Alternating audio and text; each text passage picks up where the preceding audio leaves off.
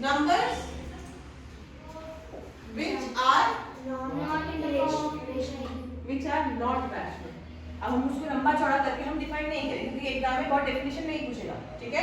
तो जब रैशनल पढ़ लिया है कि रैशनल p अपन q के फॉर्मेट में लिखा जाएगा, q नॉट इक्वल टू 0 हो गया, बट p एंड q यानी कि न्यूमरेटर और डिनोमिनेटर को प्राइम चाहिए, यानी कि उनके बीच में केवल 1 ही एक कॉमन फैक्टर बचना चाहिए, ठीक है।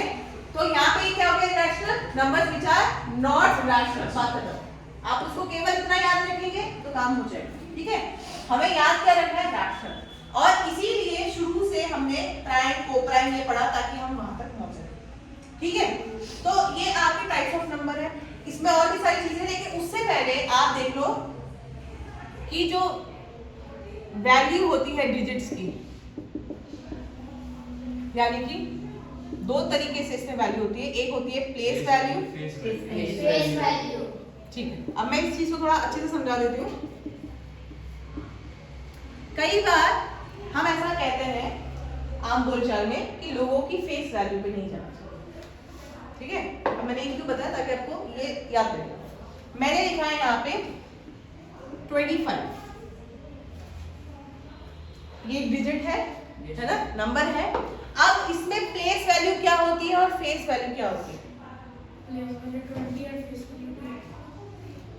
सो प्लेस वैल्यू का मतलब ये है, जैसे आप इसको ध्यान से देखेंगे 25 को, तो 20 यानी कि 2 into 10 plus 5 और 5 जो है आपका 5 into 1, तो कहने का मतलब ये आपका 1s है, ये आपका 10 है। इस तरीके से 100 वो आगे बढ़ता रहता है। मैं अगर वहां पे 2 डिजिट आगे और लगा दूं तो फिर वो 1000 तक पहुंच जाएगा, ठीक है। तो प्लेस वैल्यू का मतलब ये हुआ कि वो जो है किस टेंस के मल्टीपल पर स्टैंड कर रहा है, वंस पे है, टेंस पे है, हंड्रेड्स पे है, 1000, 10,000 जो भी।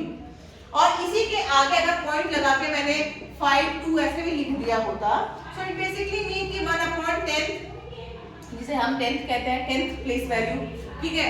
1/100, तो इसे हम 100th प्लेस वैल्यू, वो भी आगे 1/1000 भी हो सकता है। This is place value. सब क्या है?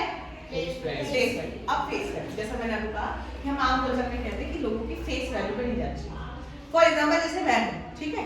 अब मैं हूं, मैंने अभी इस समय क्या पहना है, कुर्ता पहना है, ठीक है। क्या लगेगा लोगों को मुझे देख के कि मैम बहुत जो है ट्रेडिशनल टाइप की है, या मैम जो है बहुत कूल नहीं होंगी, या ऐसी नहीं होंगी, ऐसा नहीं करती होगी, वैसा नहीं करती होगी। जजमेंट पहले बन जाता है किस बेसिस पे? फेस वैल्यू, मैं कैसे दिख रही हूं, ठीक है। वही मैं अपना जो लुक है वो चेंज कर लूं, लुक चेंज कर थोड़ा मॉडर्न करूं, तो सबको लगेगा कि हाँ अब ये मॉडर्न है। अब इसको अचानक से जो है हर एक कूल चीजें, हर ये चीजें आती होंगी। सो फेस वैल्यू इज बेसिकली जो आपको दिख रहा है। मैंने क्या नंबर रखा था? 25।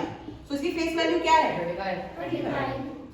फेस वैल्यू में कुछ नहीं चेंज होता, जो दिख रहा है वही है फेस वैल्यू। और प्लेस वैल्यू का मतलब उसमें हम जानना चाहते हैं कि 5 की प्लेस वैल्यू क्या है। इस डिजिट वैल्यू में 5 की प्लेस वैल्यू क्या है? 1 है, 2 की क्या है?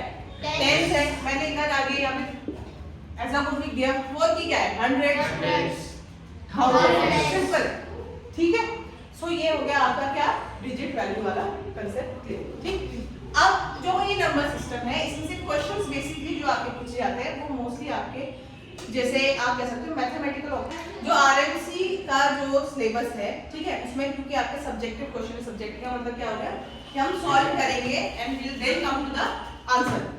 और जो आरएमएस वाले हैं उनके लिए ऑप्शनल रहेगा, यानी कि ऑब्जेक्टिव बेस्ड रहेगा। तो सिंपल है, उनके पास गिवन ऑप्शन होगा, उसमें से को चूज करना है। तो वहां पे थोड़ा बहुत बच्चों को आइडिया हो जाता है। आरएमसी में चांसेस कम होते हैं कि आइडिया लगा पाना, गेस वर्क भी कर पाना, क्योंकि आपको पूरा सॉल्व करके ही वहां पे आंसर लाना पड़ेगा, ठीक। सो नंबर सिस्टम में जो क्वेश्चन आएंगे, जैसे आपका एक चैप्टर होता है क्या, सिंप्लीफिकेशन का। सिंप्लीफिकेशन चैप्टर पढ़ा होगा आपने पहले भी। तो सिंप्लीफिकेशन में क्या होता है, मल्टीपल नंबर्स है, उसमें मल्टीप्लिकेशन भी करना है, एडिशन भी करना है, सब्ट्रैक्शन भी करना है, ऐसा होता है। तो लाइकवाइज ये जो आप नंबर सिस्टम पढ़ोगे वहीं से आप इसमें आगे बढ़ोगे, ठीक है।